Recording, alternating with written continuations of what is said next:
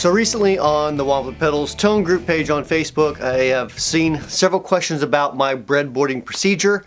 How exactly I'm like putting together a breadboard. How do I get a guitar into it and a guitar signal out of it? So let me show you what I'm doing. Super easy. You'd find this stuff on Amazon probably. Definitely like Small Bear Electronics is a great place to buy a lot of this stuff. And yeah, let's go check it out. Let me show you now. Okay, here is my breadboard. Now, normally a breadboard doesn't have all this stuff on it and all the wires hanging off and everything. Generally, it looks a little more like this. So as you can see, not much to it. Lays on the table. I've explained in the another video how you actually use these, and I go into detail on how to build a quick circuit using a breadboard. As you can see, this one over here has several of these put together.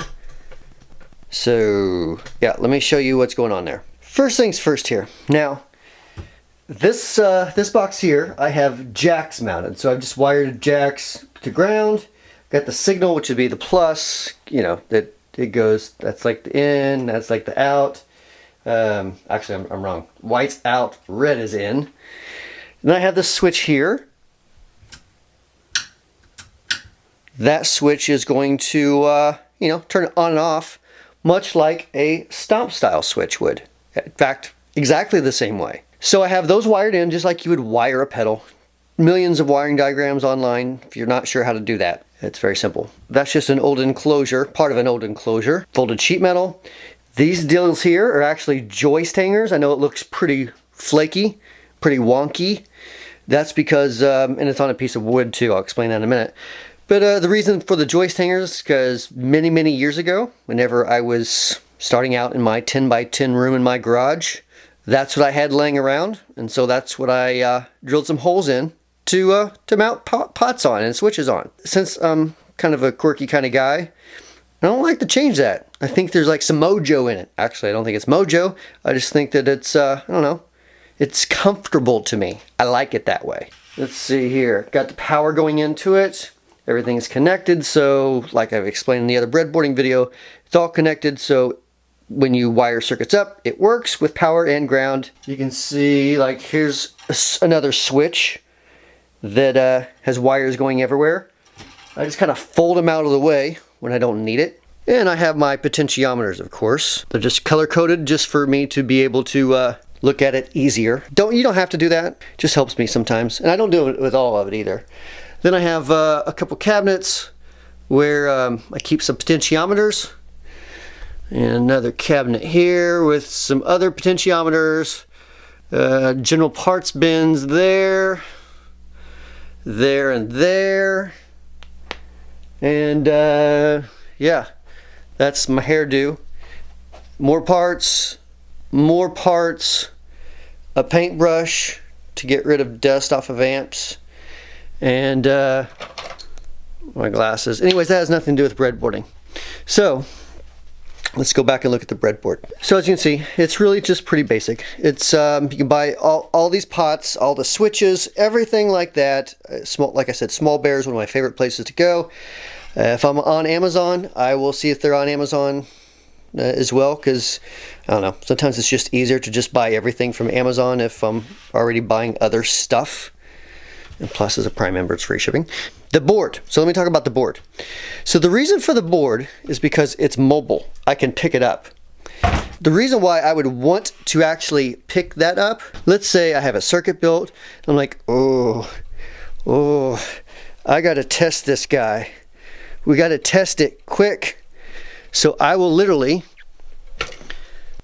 it on the floor like that. I will run a cable to my guitar to the end. Out will go into the amplifier, and I will play it through the amp.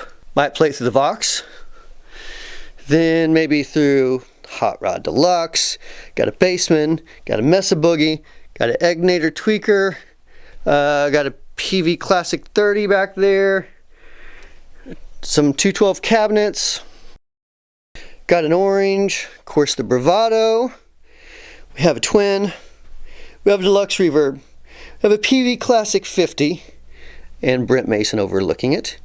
And this is basically a plexi from Kevin Shaw, friend of mine and fantastic amp builder. That's his Full Tilt 80. That's one of my personal amps that I really love. And let's see, what else we got?